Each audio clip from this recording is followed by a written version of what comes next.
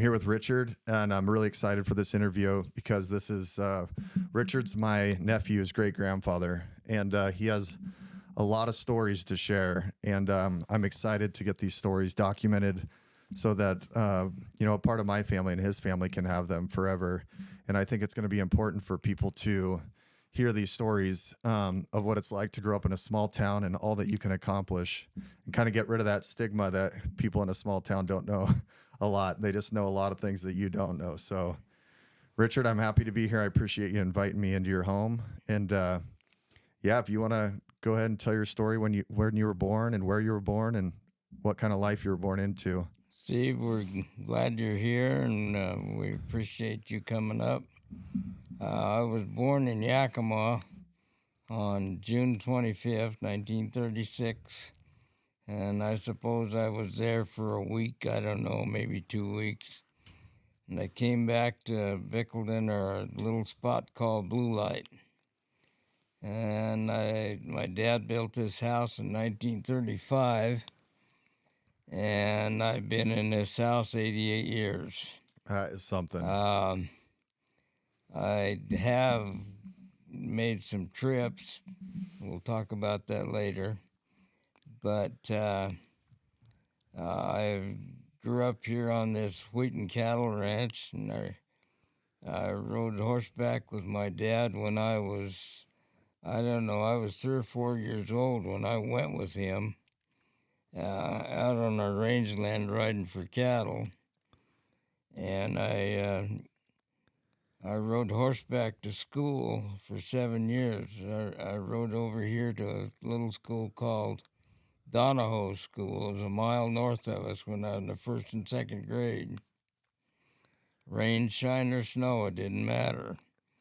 And then I started riding to Bickleton in the 4th grade to the 7th grade, and there was 2 boys that I went to school with over here, but then they were older, and they went to Bickleton, and so another guy was the only guy in the 1st grade or 2nd grade for a while, and then Frank and Don Knott, and I've known those boys all my life.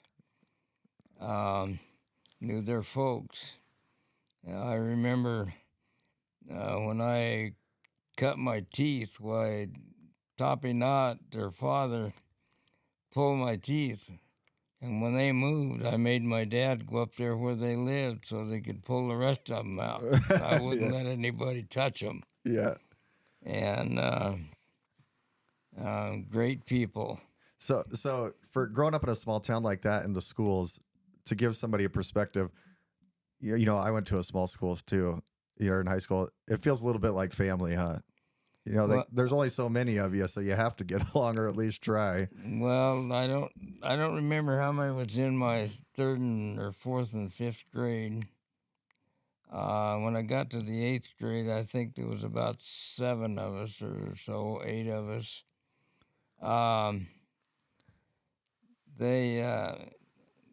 My graduating class was 7, 6 boys and a girl, and the girl was a twin to one of the boys. And there's only 2 of us left, Bob Powers and I. All the rest of them are gone. Oh, isn't that something? And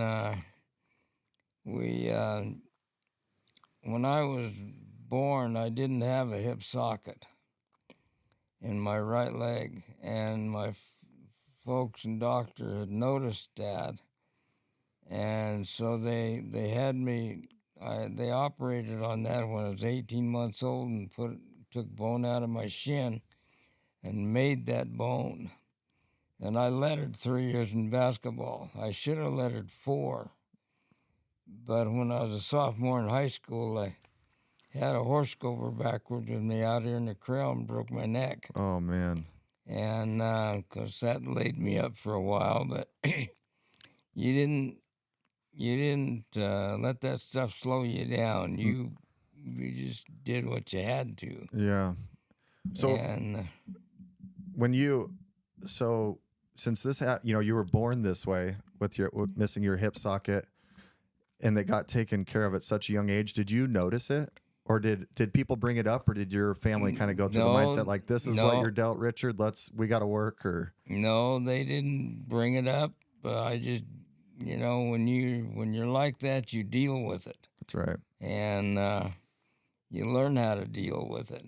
Yeah. And nothing slowed me down. I drove tractor. I started driving cat crawler tractor when I was 12 years old out here. And that story, why Dad had hired a young man, 19, and we made one trip around this field out here west of the house. And he didn't like it because I drove tractor that first trip. And we pulled in and stopped for lunch here at the house. And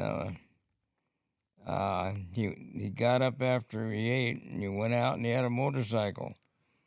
And he did about 3 or 4 cookies out there in the middle of the driveway. Dad went out and he said, since you treat your equipment like that, I don't want you to treat mine like that. Yeah. He said, you can go to town. And I drove tractor the rest of harvest. And my uncle was they called him a header puncher on the combine. And to get my attention, he would throw wheat at me. And if he wanted me to do something or slow down or speed up or whatever.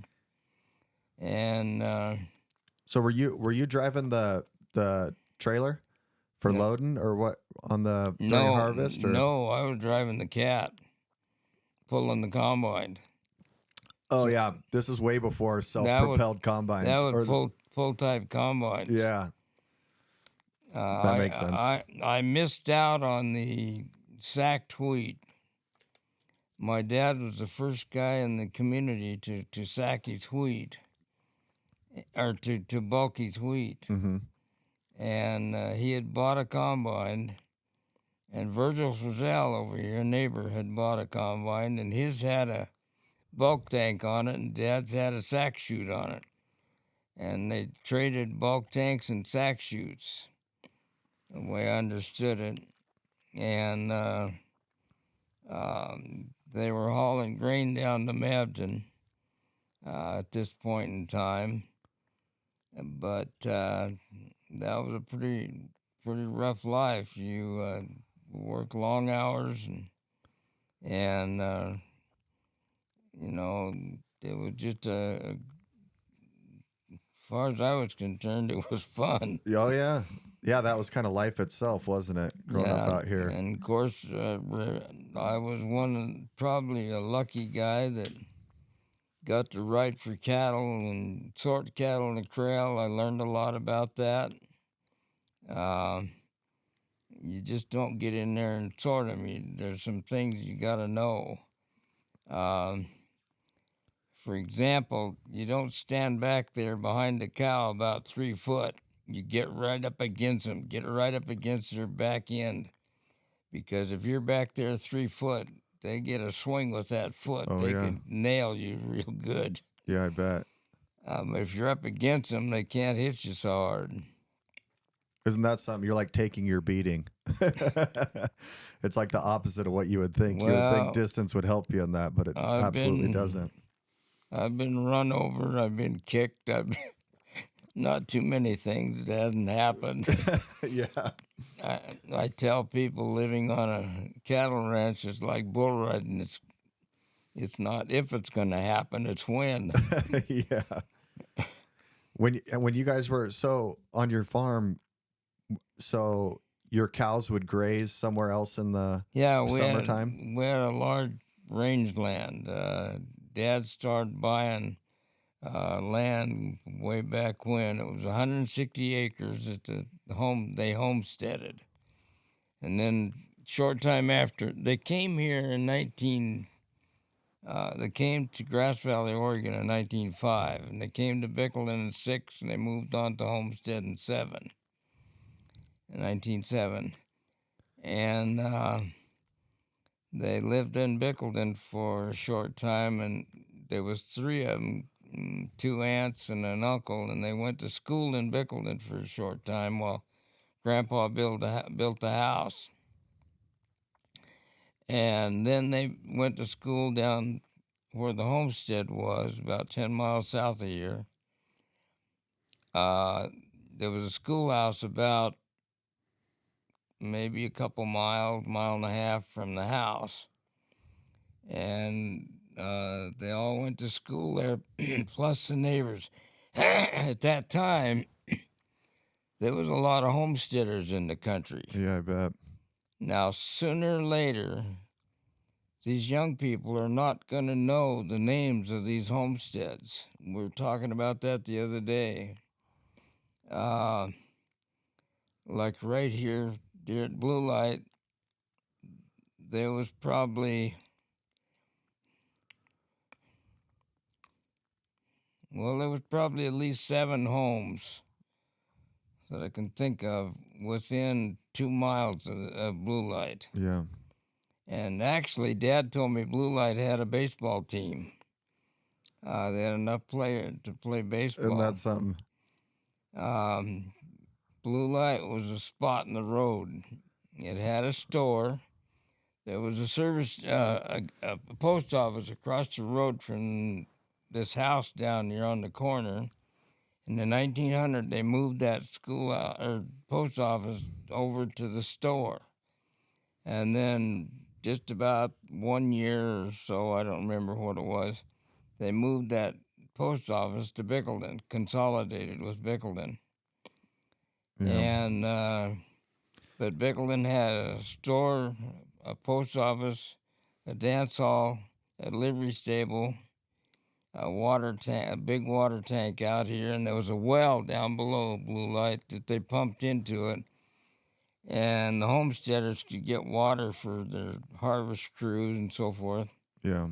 And also, the timber was about 8 miles away, 8.5. And when they'd go up there to cut wood, these people would, and they were headed down east of here towards Benton City, where they could stop here at Blue Light and get water and stay all night, and there was get a few groceries at the store. And so it wasn't, they all could make it. Yeah. It's funny. It's not funny, I guess. Well, I guess what I'm saying is, like, when I review my generation, if you're somebody that's, viewing this or listening to this, and just to give you a perspective of where we're at, we're up on high wheat country in eastern, south central Washington, where there is not much, there's nothing except for farms, and it's beautiful as could be. But to give a perspective to people, when he's talking about homesteads, this is where people came, built their home, and they had to kind of build a community around it because logistics were so scarce. You weren't able to, there wasn't semi trucks hauling stuff into a giant grocery store. There wasn't, you weren't able to just logistically deliver all the necessities of life. So these people created these homesteads out here where, a lot of them had blacksmith shops, leatherworking tools, gardens. They had animals for food. They were really pioneering, I guess, or, very self-sufficient out here in the middle of nowhere because you had to be. But yeah, that's my rant, Richard. The homestead house was built in 1907. The lumber was hauled from west of Box Springs. There was a mill out there that was run by a fellow by the name of Hub Freer. And eventually they moved that mill to Cleveland. But anyway, my son built a new house down here about 10 miles from us. And above his fireplace, and he's got a bar in there between the kitchen and the living room. And so he faced that above the fireplace. And what he did, he went down there at that homestead, and the roof had fell in on top of that floor. And he dug down through that roof. and got that flooring. Oh, isn't that something? That's And Chris's house? he sanded that stuff off, and you can't believe the color of the. I mean, that is beautiful wood Yeah. that he put on that fireplace and that face of that bar. What type of wood is it? Do you remember? Well, it's either, I don't know if it's Is it softwood or? it could be. I don't think it's pine, but it could be fir. I don't know what it is. So it's a softwood. There's probably not a knot in it, is there? Is there a few I don't knots? think so. The Probably other not. thing was That old growth? you can't buy lumber like that today. Mm-mm. The grain in it is really thin, really not very thick. And what's that's caused, it got probably lots of rain. Yeah. If it don't get much rain, the marks in the wood is far apart if it don't get much rain. Huh. But anyway, I was amazed that wood lasted that long. We're talking about over 120 years, or close to it. Yeah, then it makes you wonder how old that tree when it was cut I know. and milled up, probably 100 years old. But most of the homesteads have fell down, or at least the roofs have caved in on them. Ours is gone. The barn fell down some time ago.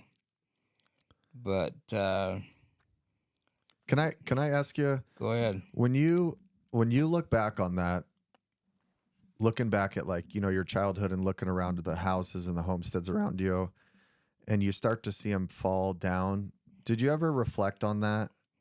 Oh yeah. Or does it ever? You think about it, because some of these I saw them standing, Yeah. but probably 90% of them's gone now. Yeah.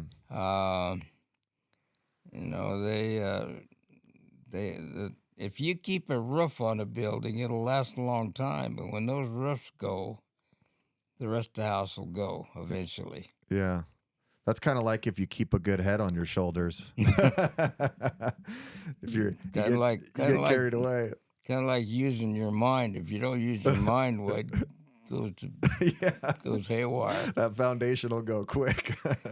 Yeah. Yeah, because I know, like, even in my lifetime, my short lifetime compared to yours, like out in Glenwood, there was the big barn, out there across from my grandparents. We'd sneak over there and walk through it, and you do all these things when you're a kid. And now you look across there and that barn's laying on the floor. And I kind of, I reflect back and it's just one of those things where I'm like, man, time's really starting to show up. So I couldn't imagine being out here with all these homesteads. Well, we had this. I remember when the kids were growing up, we had that water tank down here that they pumped water into it a long time ago, and the homesteaders would get water there. And it was up in a building, a square building, tall one. And I used to go up in there and walk around that thing, walk around the tank. It was up off the ground about 10 feet. And I walked around on that floor one day, and that floor fell in with me. Oh. And dust just fogged up around me. But it happened to be that I was standing in the door. And when I fell, I caught the edge of that door. And I didn't fall clear down. I waited till the dust cleared and so I could see where I was going, and I found out I was right in the door of that thing. But eventually I tore that thing down because it got to leaning so bad that I was worried about my kids going out there and playing in that thing and that thing falling over with them. Oh, yeah. And so I tore it down and got rid of it. Dad kept buying land down here, what we call Alder Creek and Sand Ridge, and he eventually bought quite a bit because we were running a lot of cattle. And the cows, in 1942, he was looking for pasture, and he went down to the Sadis, which is between Mapton and Topnish. And he he rented some ground down there from a guy by the name of Scotty Highfield, and eventually we ended up buying his place over the years, and we were running 600 head of cows, and then finally I read an article where we could actually run 1,000 head of Hereford cows. Dad liked Hereford cows. Um, but then in the fall of the year, we would, or the spring of the year, we'd truck those cattle from the rangeland back to the Satas, cows and calves. But then in the fall of the year, we'd drive those cattle back up come out on that North Satis Road and the South Satis Road and come across the Indian Reservation, and drive them up, either make it to Donahoe's or sometimes we'd make it clear up here at the house. And how many miles is that figure? Well, we're probably talking about 25, 30 miles, I don't know, something like that. This is all on horseback. All on horseback, and Dad would go down there the day before Thanksgiving and get those cattle rounded up in a pasture. And then we'd spend Thanksgiving, and then the day after Thanksgiving, we were down there with horseback before daylight. And we had those cows on the trail before the sun came up. And, you take 700, 800, 1,000 head of cows, they spread out long ways. Yeah. I've seen cows strung out from coming down the Donahoe Road, down the Blue Light Road, clear to the corral. Just a couple cows behind each other all the way. Isn't that something? But gosh, I've gone across there when it was cold, boy. Oh, yeah. And the problem was, you ever got off your horse, then you couldn't get back on because you had so many clothes on, you couldn't bend. Yeah. I will admit it, we used to wear nylon stockings. Oh, yeah. Women's stockings, then underwear, then Levi's, then chaps, then a heavy coat. Yeah. And you had a little problem getting back on. Yeah. And some of those fabrics back then, I mean, They didn't bend. Yeah. They're not like all these performance athletic fabrics that we're wearing nowadays. We didn't have insulated coveralls and yeah. Isn't that something? That's kind of the stuff you only see in movies now. One time we had a guy working for us, and he had to get off and go to the bathroom, and he was so cold he couldn't get his pants zipped back up, and he about froze to death before he got where we were going. Probably couldn't feel his fingertips to pull up the zipper. No. Yeah. It's one of those little the little things of being a cattle rancher out here in the Northwest, where it's, there's times in Thanksgiving I can look back even in, my lifetime where it snowed 18 inches from halfway, from daylight to lunch, and power goes out and grandma's cooking Thanksgiving dinner on the wood stove, I remember my dad rubbing my hands in snow to get them warmed up.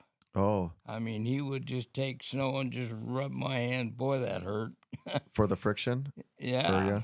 Oh, I never even thought of that. Mother used to put my hands under her armpits when I'd come in out of the cold. Yeah. Get them warmed up. But you guys probably didn't complain, did you? No. You just dealt with it as it was there. Yeah.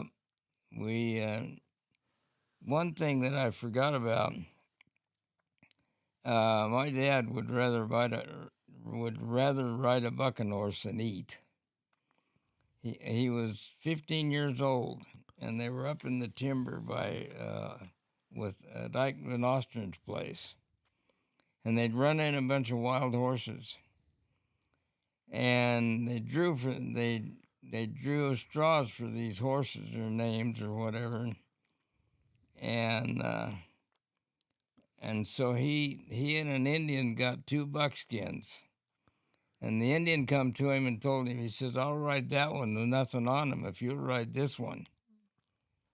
The Indian didn't tell him this one had never been ridden. Oh, And he said he got on that horse, they saddled it up, and he got on that horse. And they turned that horse loose. He said, I was all over that horse but on the ground, but he said, I rode him. and that's And from then on, he said, that was fun. And he said, he would rather ride a bucking horse than do anything else. oh, and that's something. And he said, I've gone to Sunday. We'd ride those wild horses all day Sunday. And if none of this 8-second stuff, you got on them and they either bucked you off or you quit. They quit, one of the two. Yeah. And he said that he said he's been so sore. Monday morning, he'd have to pick his leg up and put it up on the plow. But he said, boy, that was fun. Oh, and he wasn't even doing this in the rodeo. This is just out doing it this for. was just out for the fun of it. Isn't that so? Could you imagine a kid these days being like, "Hey, I'm just gonna go ride a horse that's never been ridden and try and break him for fun today." They run some horses in down at the homestead, and he told me one time why he got on this horse and it bucked around the corral and he finally quit. So he told my grandpa to turn him loose, and so they turned him out in the open. That's out of the corral. Yeah.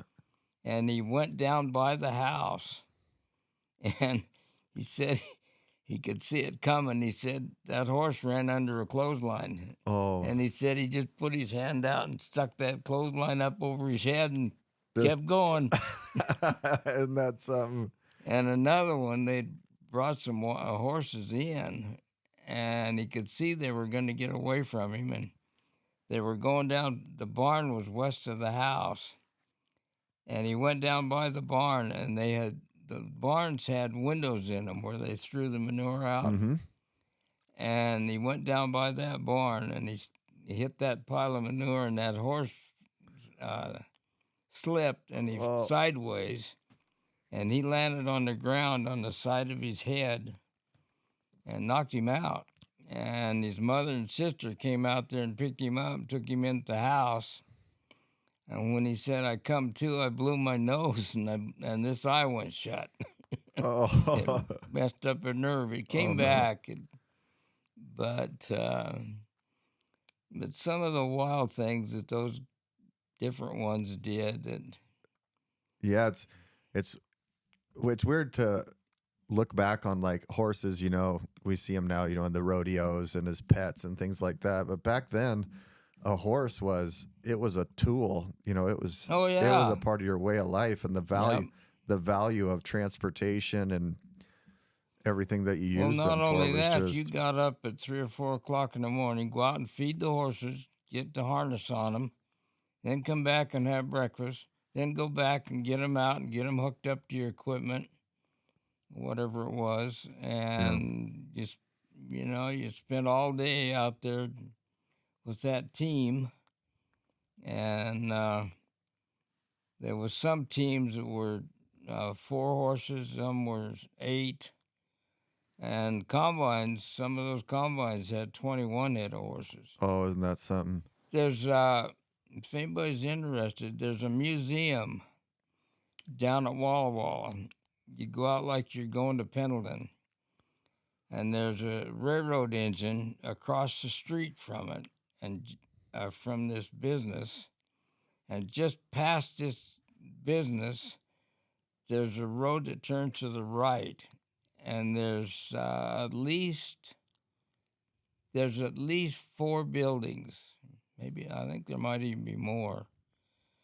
That's got one building dedicated to the Indians. Okay. There's about 3 buildings that's dedicated to combines. Okay. They've got somebody has put a team in there hooked up to a combine. It's a very interesting museum to go to. Okay.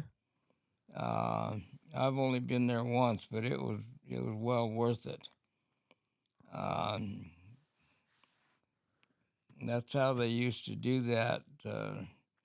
We had a guy working for us one time that he worked up at in the Palouse, and he said they would tie tractors to those combines, and so they wouldn't tip over. Oh yeah. Some of those hills they go around up there, Oh yeah. something else. Yeah, I think I saw that. I think I read something. This has been a long time with it. Like that Palouse area for harvesting wheat is like the most dangerous in the world, or something like that. I tell people they farm 4 sides of the hill: top side, bottom side, inside, and out. Yeah, that is something else. If people are ever out here in Eastern Washington, you got to go for a drive through the Palouse Hills area. We went to Walla Walla one day, and when you're on your way to Walla Walla, why, some of those fields, you look up there and a half a mile away, and here's this combine right on the edge of this hill that's probably got a 85% grade. Just going at it. Yeah. You gotta, they're yawed out when they're running those hillsides too, because you have to keep pulling your combine up the hills it's going. This guy working for us, he told me that they had a 16-foot header on the combine, and they'd be cutting 6 feet out on the end of it because that combine is sliding downhill. Yep. Yeah, that stalk gets so slick, that wheat stalk. So once you start sliding on that straw, you can't stop it. No, you see every year somebody's flipping them over or doing something like that. Yeah, it's amazing what farmers and, these we'll call them country folk, really do to get their, lifestyle accomplished with the farming and the cattle ranching. But talking about the lifestyle of those people, they had fun. Loved it. They went to dances at the Grange halls or the schoolhouses. I got in on the end of that, and Dad told me one time, him and his brother, he was a half brother, he came in from work down here at the homestead. Let's go to dance. So they rode to Cleveland. Yeah, not Cleveland, Ohio. There's a Cleveland, Washington local. They rode to Cleveland, and they got there in time to dance the first dance before supper. Oh, isn't that something? And they danced till daylight, went home, and went to work. Isn't that something? And were these potluck style dance halls, or how would they do that? I imagine they were. I'm sure they they had were. Kitchens there. That's something I really miss seeing in the old movies, like the movie Pollyanna I know that there's a scene in there where the communities used to get together in on weekends for, dancing or live music. And now we only see it in movies, and it's I'd almost describe it as magical. Did you, and they were probably there chasing girls. Or girls were chasing men. Well, I don't know. My dad didn't get married till he was 38. Yeah. Of course, there's probably too much work to be done. Well, there was. He took care of his parents. Back then, when the older kids did that. Yeah. And but they had entertainment. They went to people's houses and played pinochle and. Oh, I love pinochle. Whatever else that they did, and. Do you still play pinochle?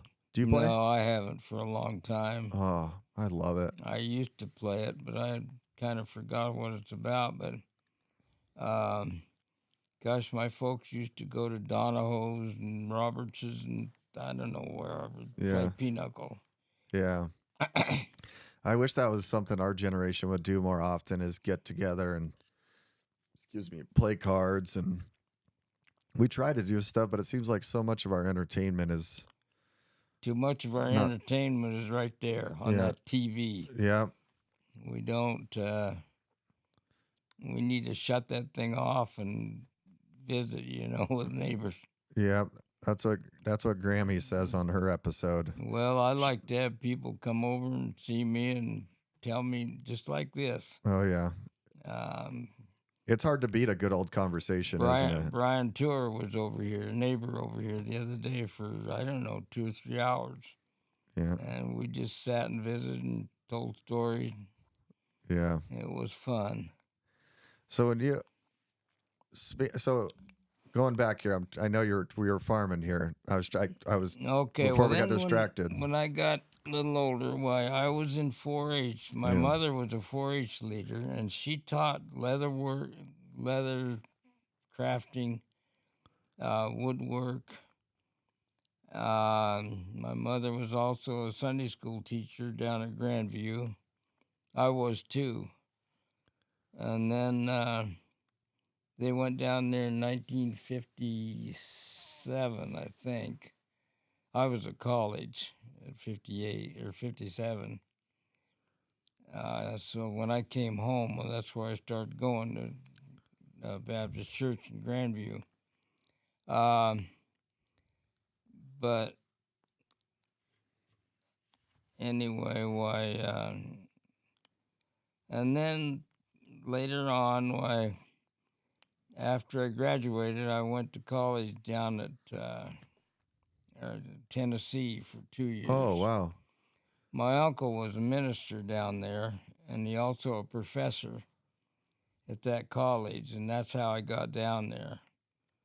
And I sometimes I wished I'd have gone other places, but Yeah. I did learn a lot about the South and the people down there. I used to go to church with him, and we'd get invited out to people's place for dinner. Those people in the South can eat. Oh I'll yeah. tell you, Yeah. boy, can they? Yeah. And they And like to visit. yeah, and then I came home and started farming with my dad the third year, and So you're how old? 21 at this time? 22? I was about 21, maybe 22. I can't remember. Okay.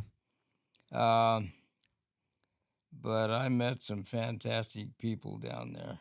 Yeah. Had you ever been out of Washington and this area very much Well, before? I'd been out of Washington when I don't remember. I was about 5. Oh, okay.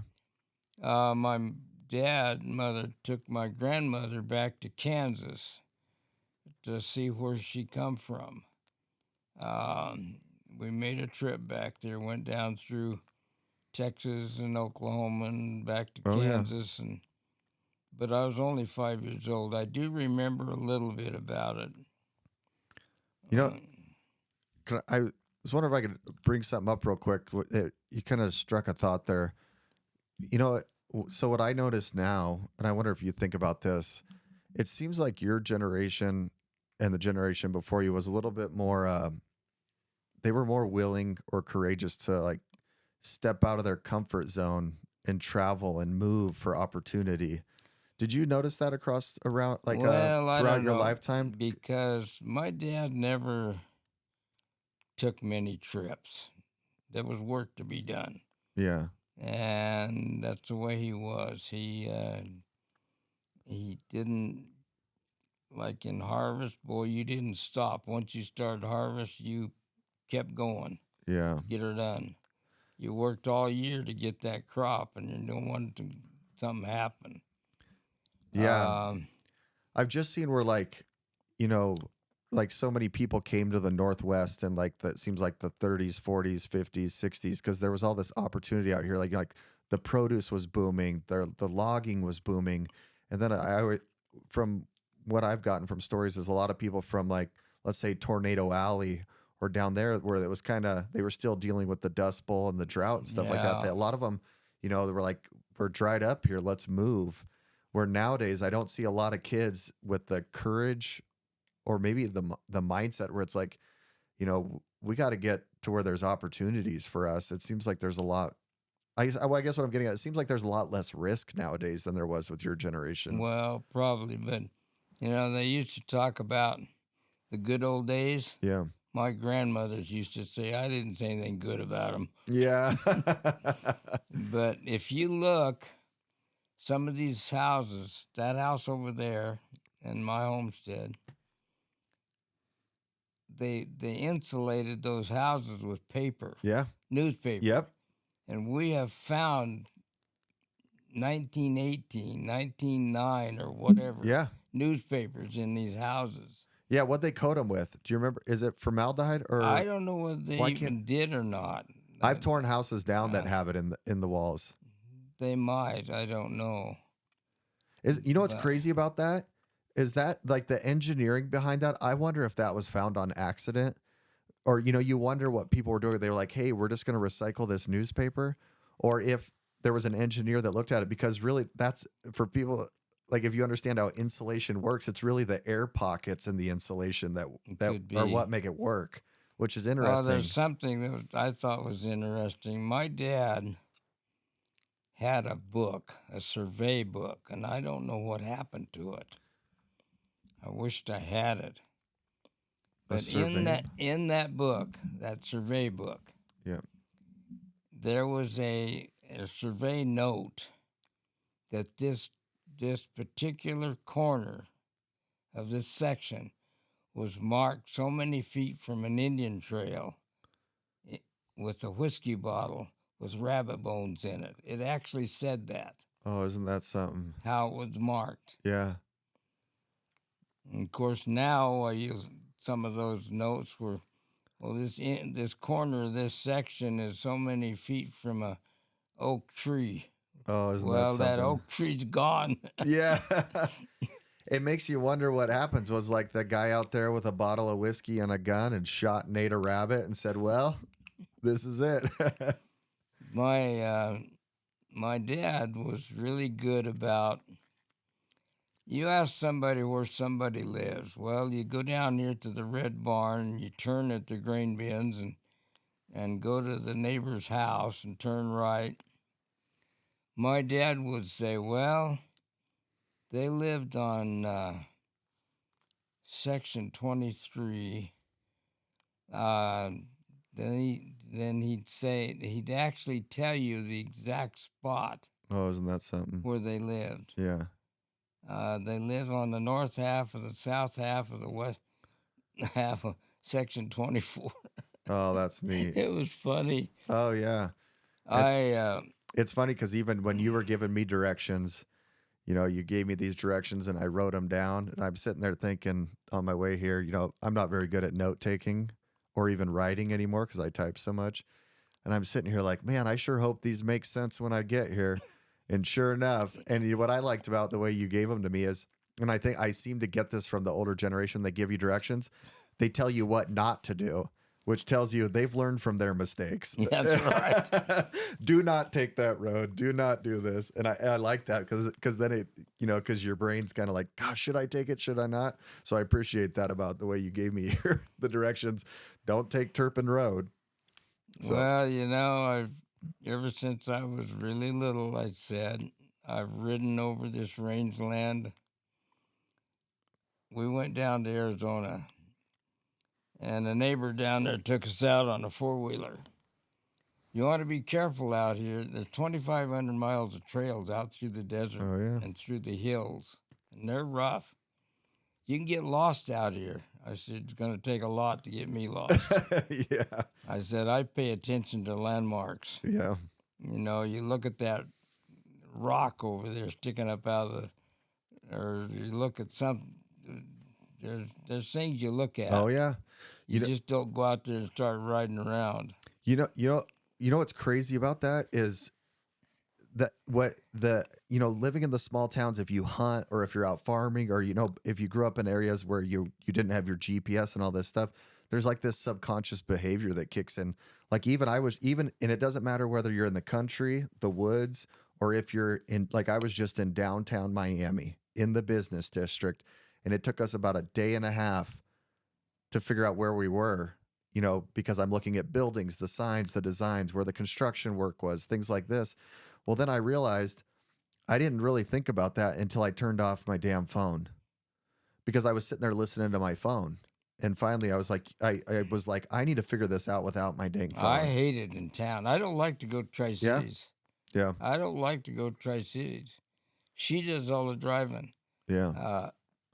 She knows where to go down there, but I don't. Well, if you guys are ever there, you need to stop by at the house. we don't have the road signs out here, Yeah. and I don't pay attention to them down there. Well, and they're all shot up with bullet holes anyway. Yeah. But So I wanted to ask about you when you got into for your career, because you ran I've heard some stories from some other people that you've done quite a few pretty neat things when you got into working as an adult. I like farming, and I took pride in my work in the field. What I'm talking about, for example, we used to go across the field back and forth to level it up. We go around and around, and then we go across it. And I used to, like, if you had a swale and you start over here, then you go over here. I used to like to line those lines up. I could tell by the color Oh yeah. of the straw which way I was going. Mm-hmm. And I used to pick an item. You don't pick a cow, you pick a barn. Yeah, stationary Cow. item. And you don't pick it right in front of you. I would pick one over in Oregon, Mm-hmm. or some shiny building or something way off, and you drive right to that. Now,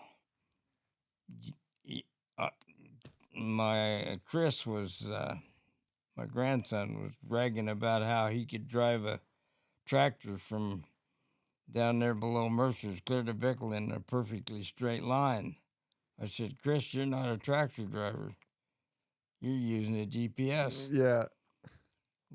Our equipment was hooked up with, we had our equipment, then it went to a drawbar with cables. Mm-hmm. Then that went to the tractor to cable, with cables. And when you went up over a hillside, that equipment slid down the hill. You went off the other side to go the other way. You drive the equipment. You don't drive the tractor. Yeah. You're going around the edge of a field the same way. You drive that wheel out there. You don't drive that tractor. It's out here, and then it's in here. And Yeah. there's those things you learn. I don't know. There's things that, for example, you're out there and it's really, really dusty. You learn how to close this eye and you peek out past your nose. Your nose protects that eye from looking at that wheel in that dust. Yeah. Just simple things. Yeah. Just adapting to the environment. Yeah. You had to adapt probably all the time. But anyway, back to these cattle. We used to bring them up here. We'd spend the night here. And then we'd drive them down to Alder Creek or Cow Camp or down in that area, Homestead area. And they'd winter down there. And then we had a cow camp about halfway between everything. And we built there was 2 hay barns down there. We built 6 of those. And they were 120 feet long to 190 foot long. And we brought our first calf heifers in, and we watched them 24 hours. We had lights out there, and then we had a hay barn, and then we had a horse barn to hold 6 head of horses. And then on that, we had a little building with a bed in it, and somebody stayed with those heifers all day, all night, and we'd get up every so often and go check them. And then on the end of that, we had a 175 foot calving shed, and in that calving shed, we had some 20-foot pens, and then we had some 8-foot pens. And if we had a cow or a heifer that wouldn't take a calf, we could lock them up in that 8-foot pen close. Yep. And they would eventually take that calf. Sometimes we would have to help a cow have a calf or a heifer. Yeah. We'd have to pull it. Oh yeah. And anyway, Do you want to pull that mic in, Richard, and get your hands past it? If does that help you? there. If you get your hands out in front of it. There you go. Sorry. You can pull it in closer if you want, if your hands are going to swing around or however you want it. It's okay. I can fix it for you. That's okay. All right, that's way better. Thanks. I don't know. You actually run a regular hospital down there. Oh, yeah. Kevin gives it. And you learn that stuff young. Yeah. They talk about teaching kids sex education in school. Shoot, we knew that before we were 5 years old. Yeah. Raising cattle. Yeah. Isn't that something? Yeah. Yeah, the cows were your livelihood. That's right. And of course, when I was in school, my dad had a milk cow. And I'd get up in the morning, go milk that cow, and then come home at night. I'd have to go milk her again. Yeah. Or come home late at night riding for cattle with Dad. I'd have to go out and find that cow. Yeah. You were pretty close with your dad, huh? Well, yeah, I was with him all the time, or most of the time. Yeah. And I remember the first time he let me drive, let me come down the Blue Light Road. I don't remember how old I was. I wasn't very old. 5. One day I was out in the field and I had Carl with me. And I was over here 2 miles. I said, "Can you take my pickup to the house?" "Sure." So I put it in 4-wheel drive and put it in second gear. I said, "You get over to the house, shut the key off, it'll stop." Yeah. And I jumped out and got the tractor and took after him. Pretty soon, why, here he come, over that hill and down where the tractor was. He was 5 years old. Oh, and that's something. When he was 7, he was spotting trucks for in the field. Girls, too, all of them. And Ben. And when they were 9, they were driving combine for me. We had a family deal here when they were that age. It's neat how that's been passed down through your generations of your family. It's normal to see kids driving pickups or even trucks behind the combine coming down the road. You just expect it in this community. Yeah. All these kids. I remember seeing Robertses that way. Browns were that way. I mean, the whole country does that. Yeah. You just learn quick. Yeah. And what I like is the intention of the learning. It's to get. You're not out there for recreation. No, you're out there to learn. Yep, you're out there learning and getting the job done for your family. And these kids were, when they were 9, they were in 4-H, and they were showing steers at 3 different shows: Grandview, Toppenish, and Goldendale. Yeah. But they were also driving combine and harvest. Yeah. Or whatever. So that takes me to, you were an auctioneer for a long time, weren't you? I started, I went to sales with my dad a lot, a real lot. And I liked it. Well, then I worked at the Toppenish sale yard sorting cattle when I was probably 15, 18, I don't know. Well, then one day I belonged to a square dance club, and they wanted to have a pie auction. I said, "Well, I can sell it." That was the first time. Oh, at a square dancing get together? I didn't do the square dancing, but I sold this sale, pie auction.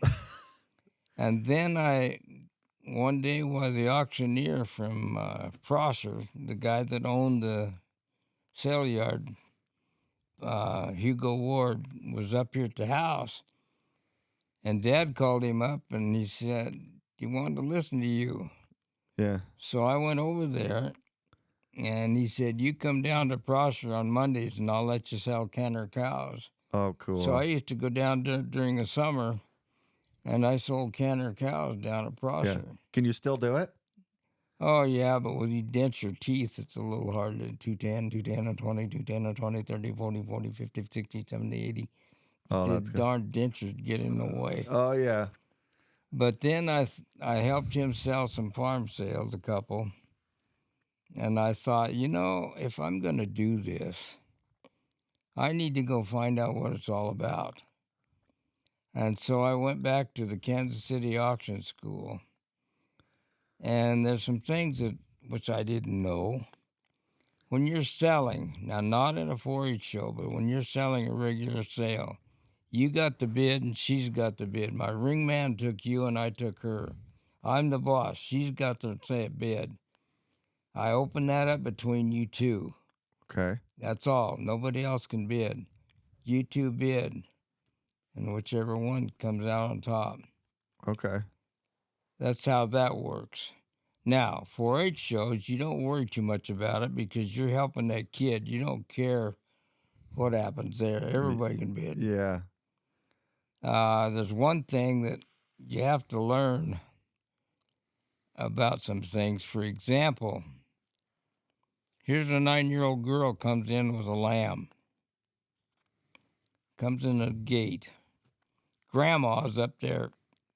Are you bidding, ma'am? Oh, I didn't even think about that. You get so you recognize Oh, yeah. whether they're bidding or not. Or they're just waving at Yeah. the grandchild. You Yeah. pay that attention. Oh, that's neat.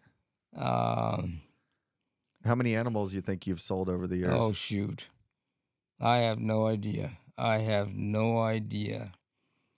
Bickleton, takes some energy, too. I've been to that. I've probably seen you do that multiple times in Bill, my life. Bill Maines and I were 4-H leaders for, I don't know, 2 or 3, 4 years, whatever it was. I can't remember.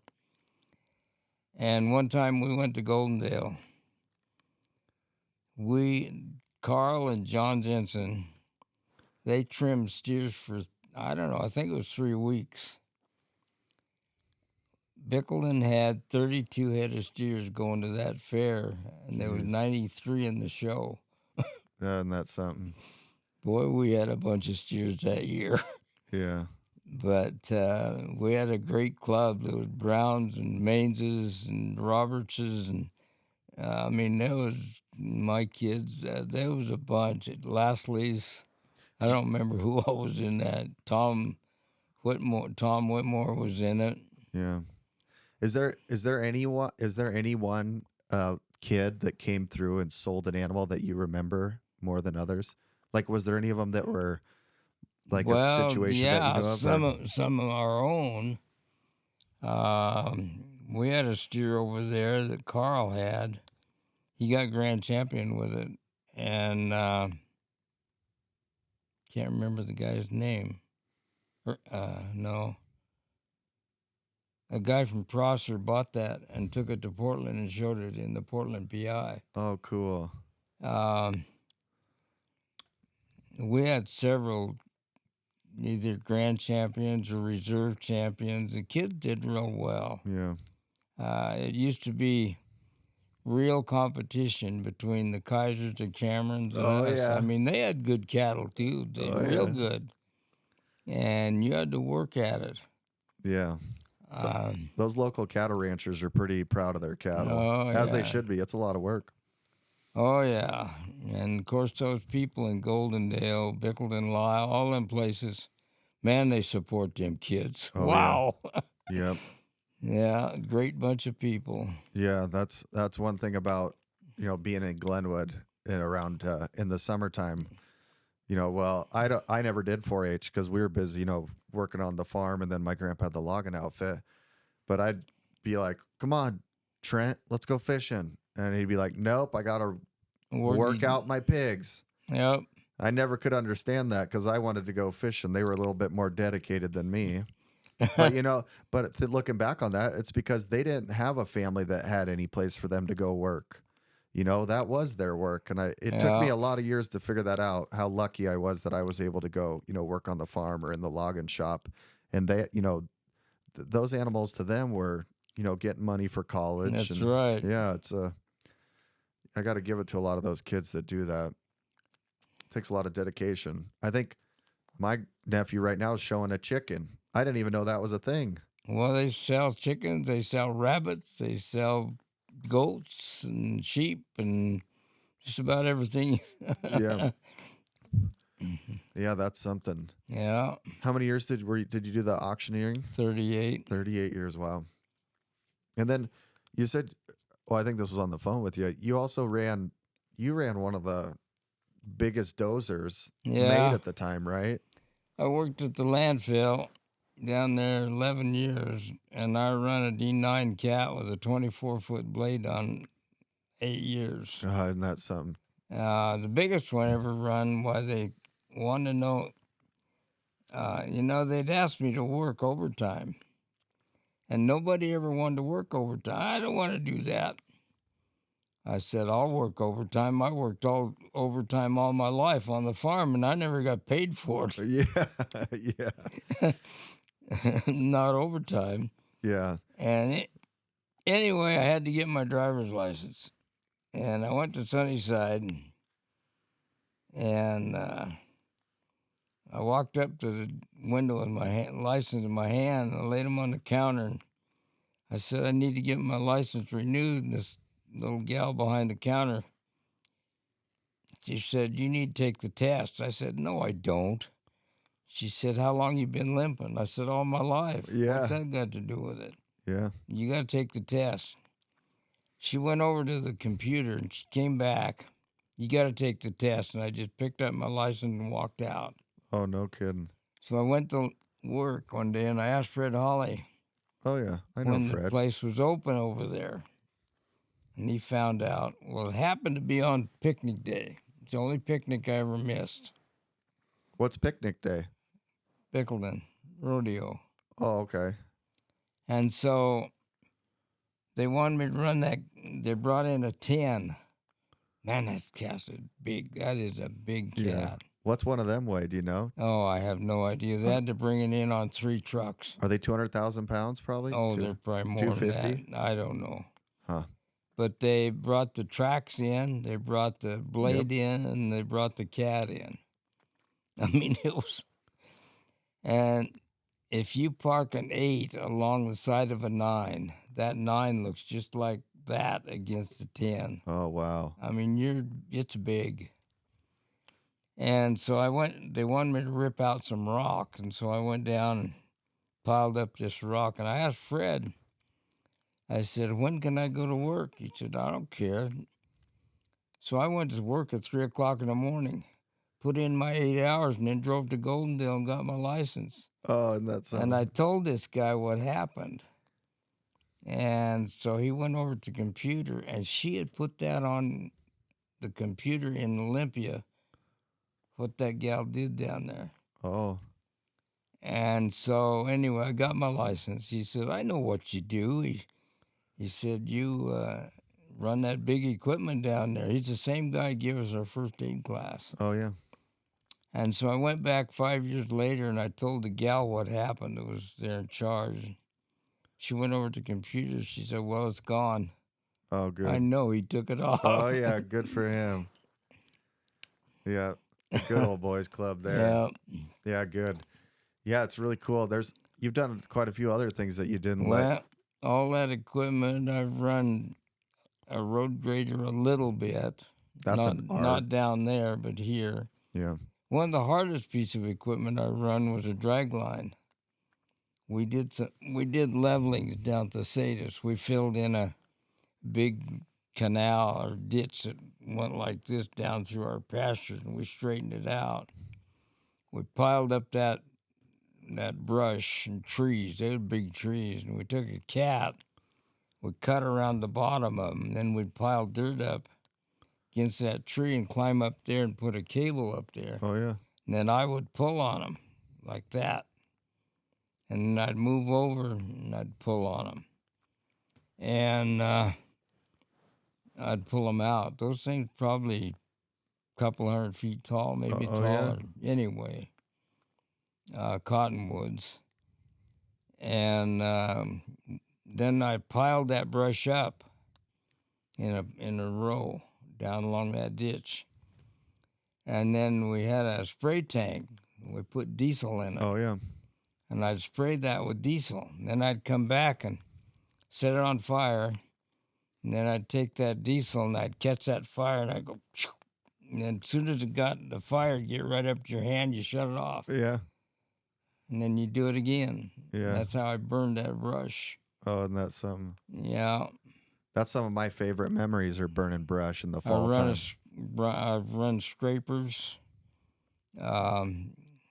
backhoes, I've got a lot of time on a backhoe. Oh yeah. Boy, they're handy. Having a backhoe, that you're a wanted man in a small community if you have a backhoe.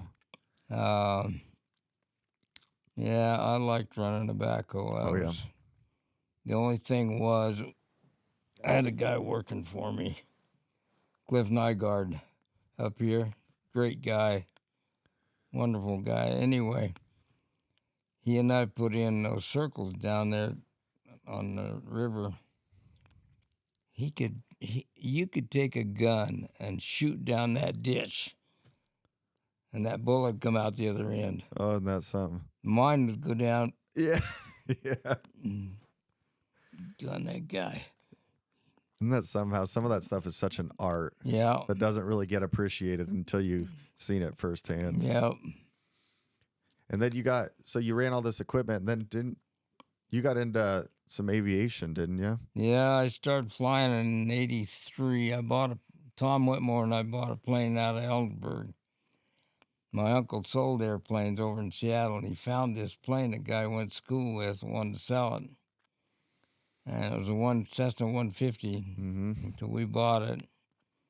And I don't know, I had 225 hours. I don't know how much I had on it. I loved that. That was fun. I used to go down there and get it and fly back up over here and go to Bickleton, down to the landfill, and back down to the circles. Did you guys have a strip here on the farm that you could land? I had one down there. Yeah. That I used for a little while. What was it like getting your pilot's license back then? Did you have to have one with the 150? Oh, yeah. Yeah. Yeah, you had to have one. And you had to take a check ride, and then you had to do a 300-mile solo. My solo was at Okanagan, back to Pullman, and back to Prosser. Oh, wow. But on the way up there, my radio quit. I noticed I wasn't hearing anybody. And so I was down halfway between Richville and Pullman. And so I turned around and went back to Richville and landed and filled up with gas. Went and called my instructor and told him, I says, I think my radio's quit. He says, come on home. You've been gone far enough. So I just followed the highway down and come down north of Pasco and back to Prosser. But I'd been to Walla Walla, I'd been to Bend, Oregon, I've been to Spokane. Where else I've been? I can't remember. Did you ever make it over to the coast? No, I never did go over there. I didn't really like going into Seattle. Well, I wasn't flying. Oh, I got another little hobby. Guess it's a hobby. I can locate water in the ground. Yep, I knew that was coming. And Dad could do it. And Chris can do it. Carl can do it. Gordon couldn't do it. Oh. It's funny, it don't work for some people. And I can tell you the direction it's running. I can tell you how deep the water is. I did the one at the school. So before we dive into this, so for people that don't understand, because a lot of these people that are probably watching this or listening, water witching, right? Yep. It's magic. It's locating water. Yeah. Can you explain just from the start to beginning how it works? There's evidently you have to have something in your system because some people it will not work for. Mm-hmm. My mother could take a hold of my dad or my hand and kill that thing. Just stop.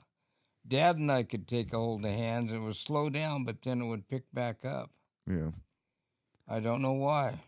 Dad said you used to have to believe in it first. Right, yeah. But I did the one at the school, and I told them they'd hit water at, I think it was 321, and I missed it 6 feet or 9 feet. I can't remember now. So when you were learning to do this, what tools were you using? I used a pill bottle. It's a regular pill bottle with water in it with a string stuck in the top of it. And you hold that string And if let's say the vein's that fireplace, that vein will go like that until you get over there. When you get over the edge of it, it'll start going in a circle. And you walk off the other side of it, and I don't care if it's 2 inches wide or 30 feet wide. It'll do the same thing. Once you find it, you go down, you set up stakes. Then you go down there and back there and set up stakes wherever it's at going through here. Then you come back and get in the middle of it. And you get in the middle, if you're facing against that vein, it'll turn counterclockwise. If you're facing with the vein, it'll turn clockwise. Isn't that something? Crazy. And then you hold it and you count those 1, 2, 3, 4, 5. You'll pick a rock or something on the ground. When that passes that's a circle. Yeah. You count those. And I told them they'd hit water at 321. I missed it 9 feet. Isn't that something? And then it starts going back and forth with the vein. And you have to time that because you'll run out of numbers. So you time that. Okay. And that will tell you, the circles will tell you how deep it is, and then you multiply this other one by a factor, and that will tell you about how much you can get out of the hole. Oh, wow. Isn't that something? There was an old guy from Kansas came out here and drilled some wells, and he could do that. And he showed my dad what he did. And so it worked for my dad. Well, then I found out I could do it. Yeah. How many wells have you done, you think? I don't know, 1, 2, 3, 4, 5, 6, 7. I don't know. I've done 10. 10. Yeah. Anyway. That is something. And I was supposed to go over there. I was supposed to go over there to Glenwood and do one for, when the heck was it? Somebody you know. Might have to turn that mic back into you. I can't hear you here now. Sorry. Is that getting in your way? No. I can move it away. I bumped it. Yeah. Who asked me to come over there? Was it my grandpa? Yeah. It was my grandpa. Yeah, Grandpa Steve. And then I called him and told him, I says, I don't think I can get around. I'm on crutches. Was this a few years ago? No, this was like last year. Oh, yeah. Yep, this is out in our... Yep. It was by his house. Yep, I know the property. Yep. And I didn't know whether I could walk around out there. I went up. I did one about 3-4 years ago for... what's her name down here? What's that group? Huh? Lori who? Huh? Griffith? Griffith, yeah. Okay. Out in the timber. And I had a hard time getting around out there, walking around in that brush. Oh, yeah. It's hard walking out in that brush. So, anyway, yeah. I mean... And so I didn't go over to Glenwood. I called him and told him, I said, I don't think I can get around. Yeah. I hate it, too. Yeah, I bet. Yeah, that's something. That's something. If you're successful enough with witchcraft like that my grandpa's calling you up. So the word must be out. If my grandpa's calling you to get, well, I was supposed to be water. one for Beverly Juris too, and I never got touched or never got back to her. I got back to her, but we just never did get together. Yeah. But Chris and Carl both can do it. Oh. So we'll have to get them out there. Get them out there, I guess. I wonder if little Darby will be able to do it. I'm gonna have to. I don't know. He's gonna have to learn. We'll have to give him some test runs. Yeah, that's something. I remember when I was probably like 11 or 12, and we went out to a piece of property by Grandpa's, and he had 2 rods. Yep. 90-degree rods. I don't even know what they were made of. And we were walking out there in those woods, and I'm looking at my grandpa like, man, this guy's a lunatic. Like, how is this going to tell us anything? And I don't know if we ever did find water because I was not thinking it was going to work. But yeah, we've been out there. It's a property right next to that other one. What's the deal with the rods? How do people do it with the rods? You bend them in an L angle, Yeah, with a 90? and then you hold them like this, and they will turn. Like if you cross that vein, they'll cross each other just like that, Okay. and you can't hold them. The other thing will work is a willow branch, Yep, I've heard that. and my dad was powerful in his arms. He could take a pair of vice grips and squeeze them down, and I couldn't get them apart. Yeah.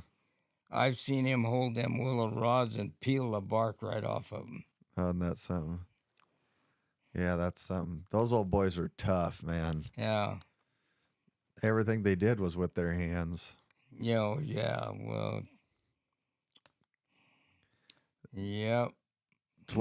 So you worked almost all your life. Did you ever retire, or I know Well, you go down to Arizona. I retired, but I still, I did things that probably most people don't go. When we got married, we were married 12 years ago, the 12th of August. I was graveling my yard down there, and I raked up all the crap that was in the yard. It was rough rock. And I filled in a hole, probably about 12, 15 feet across, and probably all the way from that deep to that deep. Went clear across my yard, and I filled that thing in with that rock. And then I went out in the desert and loaded up some dirt, and I put about that much dirt on top of that rock. Then I got some colored rock, and I had the guy haul in 110, 20 ton, I don't know, and dump it in a pile. Then I loaded that in my rhino with a shovel. Oh, wow. And I spread that over that. That yard is an acre. Oh, wow. And I spread that all over my yard. And, You just always kept busy. It really needs a little more, but I'm not going to do it now. But that's what grandkids are for, right? I don't know. Yeah. Well, I can never get them down there, but I like doing that. Oh, yeah. That was fun. It was like construction work. Yeah. Yeah, it's funny how you go back, like with me being on the farm and then traveling around the country and living a semi-city life. There's something about going home to the farm and replacing an irrigation box, or just sit out there picking up limbs from the blowdowns in your yard, or spending those moments out there with your grandparents. When I was little, my cousin Wayne Bromley lived up in Bickleton. Down in this chicken yard, we had roads. We'd go down to the shop and get pieces of pipe for culverts. We made roads down there, and we had our trucks and stuff running around on them. When we'd go somewhere with the folks, like I remember going to Pendleton one time, probably drove them crazy. Wayne and I were hauling cows or bulls and horses over to the Pendleton Roundup. Oh, cool. We were in the back seat. We were driving trucks. Oh, yeah. That was probably really something. we just couldn't get it out of our system, I guess. Yeah. That makes I got a question for you. When you being on a ranch, when you're using horses to pull farming implements and things like that, is there a time when you look back, or an invention that you look back on that you just absolutely loved? Whether it was on the farm, or, in the house or anything like that? I come along right after they quit sacking wheat. And boy, am I glad I did. Yeah, yeah. It's much easier to push that lever and unload that into a bulk tank. Oh, yeah. Yeah. When you guys were sacking wheat? Well, so you never had a sack wheat, but your dad did you guys run a cleaner? Did you have a cleaner and then fill the sacks, or no? Or was it done on the combine? Run it through the combine. That's it. We still have one. Now, when you treat wheat, we've got a cleaner. Yeah. but it's easier for us to buy it from Pete Jensen than it is use our own. Yeah.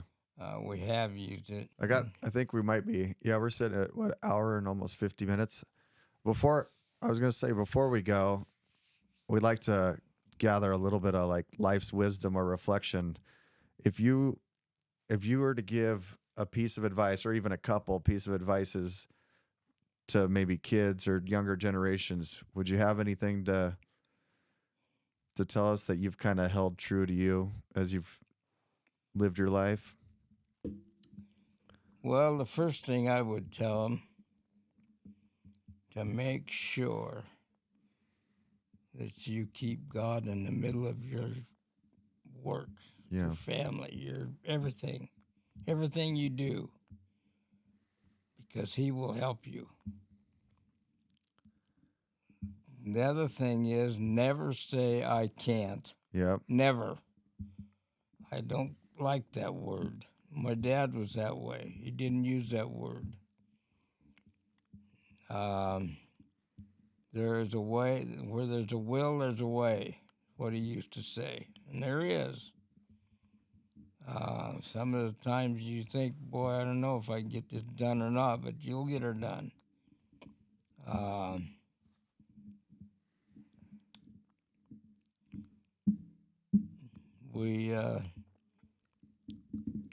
I'm on this dialysis, and we used to go to Arizona.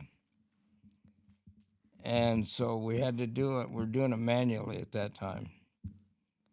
And so we'd take one of those bags and we'd hang it up on a hook on the sun visor. And we'd drain it in.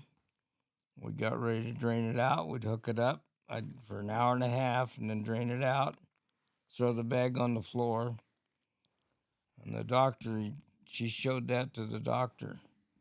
He says, I got to show this to my colleagues. This is funny. Yeah. I said, you know, when you live on a farm, you got enough duct tape and hair wire, you'll fix it. Yeah.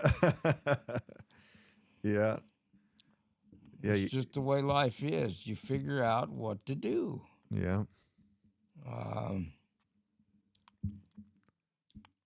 I like that. I think that's, that's one thing I was really lucky. And I think that's, you're same age as my grandma or a little bit older. And that was since I was a kid. My grandma, I'd say, Grandma, I can't do this. She'd say, what'd you say? And I'd be like, oh, what'd I say wrong? And she's like, we don't say can't. Nope. That's one of the best things I had ever heard. I still say that. I truly believe in that. Like, So do I.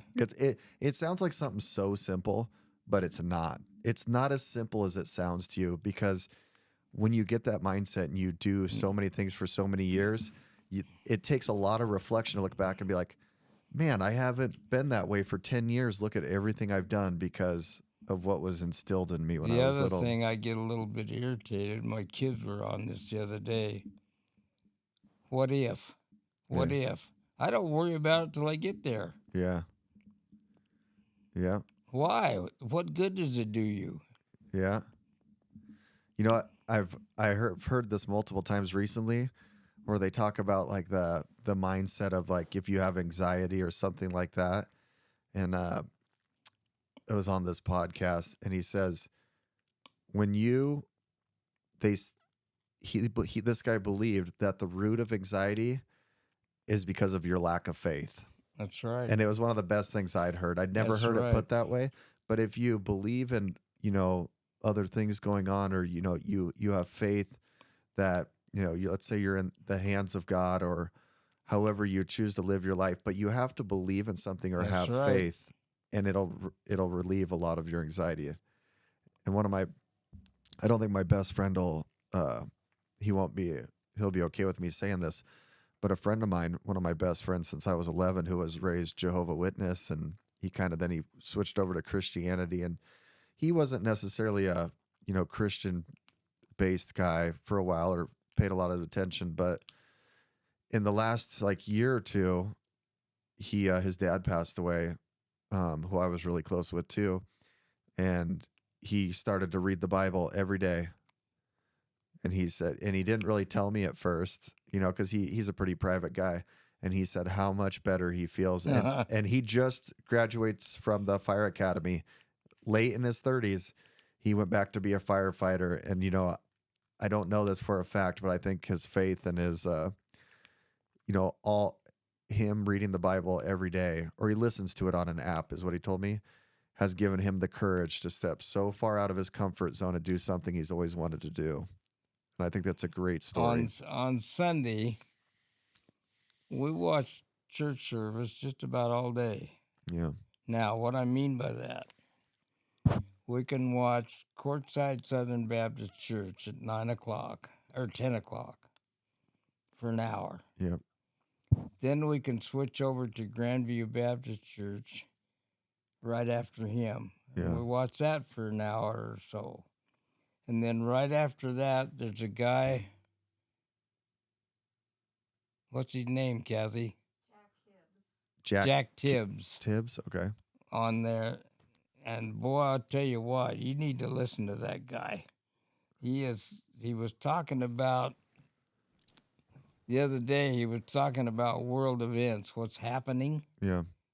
Wow. It's right in the Bible. Yeah.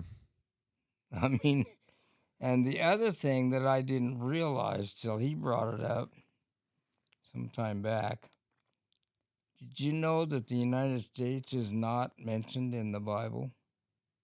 I think I knew that because it didn't exist, but It's not in the Bible. yeah.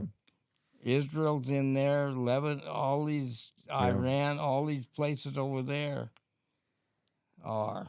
Yeah. And what's happening? And it makes you wonder, boy. Yeah, it makes you wonder like when you look at America, because like we're the last I know. found land. Isn't that it's wild the time we live in, and it makes you wonder. I haven't looked at the Bible in a long time. You know, I see stuff, through the social media and things like that, but you always wonder because there is parts of the Bible that kind of reference, right, that there'd be if you don't read anything else, read Revelations. Okay. Wow. It's boy. Yeah.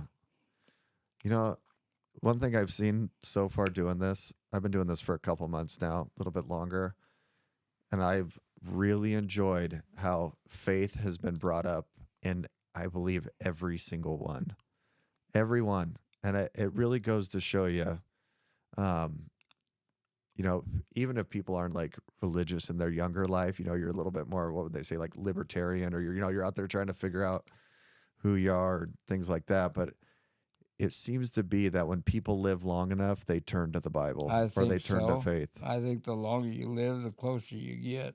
Yeah. I really do. Yeah. And that minister, boy, we had a bad deal happen down there in Courtside. We had a minister that was just excellent. Everybody just loved that guy. He was more than a minister to us. He was it was unreal. 63 years old, 63, 8, anyway. Died of a heart attack. Oh, it's too bad. And there he was up there preaching to all us old guys. He used to talk about that. Yeah. And how old we were and all that. And man, that guy was like losing one of your brothers or your family. It was awful. Yeah. He had 6 kids. And these kids, they all sang.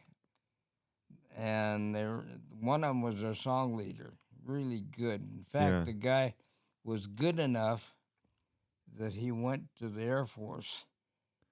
They were looking for his voice. Oh. And they took him. Oh, and that's something. And he was well enough liked that he went to the Air Force, and they put him in where he wanted to go. Oh, yeah. And they gave him the rank that he wanted. Yeah.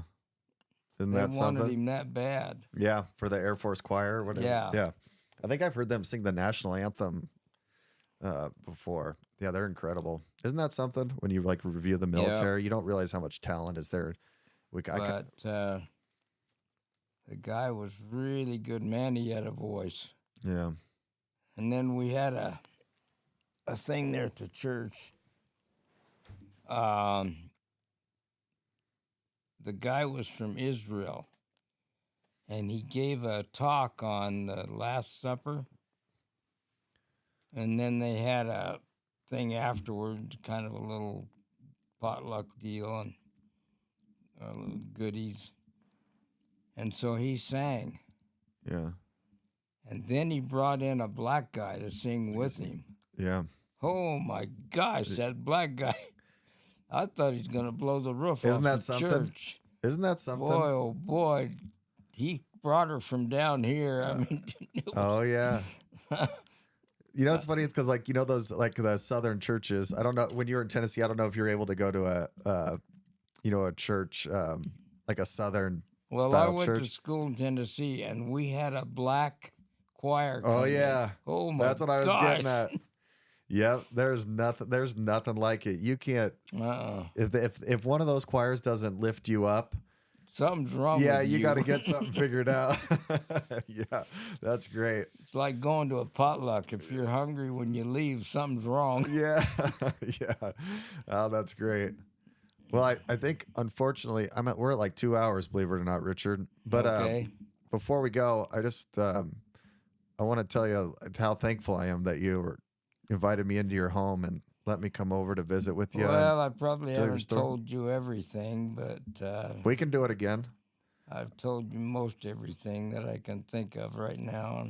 Well, if you if there's a time where something, you know, pops up that you think's important that you want to get documented, or you know, don't be shy. You know, you know, you're part of my family through marriage now. You know, you're the great grandfather to my nephew, and I think it's important. I guess maybe I better get you on my family tree. Yeah, just add me in there next to Angeline. Right now, I'm sitting at 27,600. Oh, it's something. Now, I can't prove all of this stuff. I can't say, well, here's the paperwork, because some of those are back. Oh, yeah. Well, like Kathy and I go back to 1790 or 1595 or 1495 and 1500. Yeah. And then the other thing is there's one on my phone. That's interesting too. If you got it on your phone, this program, there's a button I can push. Oh, yeah. What's that called? Do you remember the name of that app? Family Search? Is it Family? What do you got over there?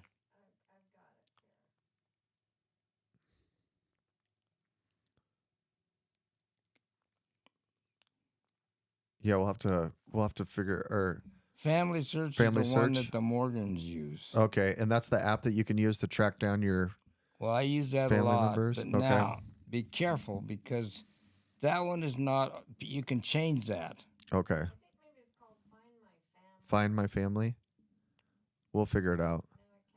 But that Family Search, I have found mistakes. Like somebody was born in 1897. Yeah. No, they were born in 1899. 9 and a 7 can look alike if they don't do it right. Oh, yeah, in the handwriting. Those kind of things. Okay. If they make a 4 like this, Oh, yeah. this, and then that, well, it looks like a 9 if you're not careful. Yeah. And if I know for a fact that that guy was born a certain day, I will change it. Yeah. And then I'll put a note. Knew this guy personally. Oh, okay. I've done that. Okay. But Yeah, that'd be interesting to look at. I'm sure people would be interested. what I'm trying to do is get everybody, my cousins, so forth, to write me a 1-page story. Yeah.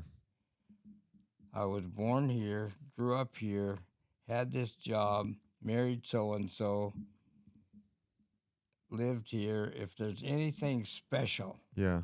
in your life that you've done, Yeah, your milestones or I yeah. put in, I was a pilot, Yep. I was an auctioneer, those kind of things. Yeah.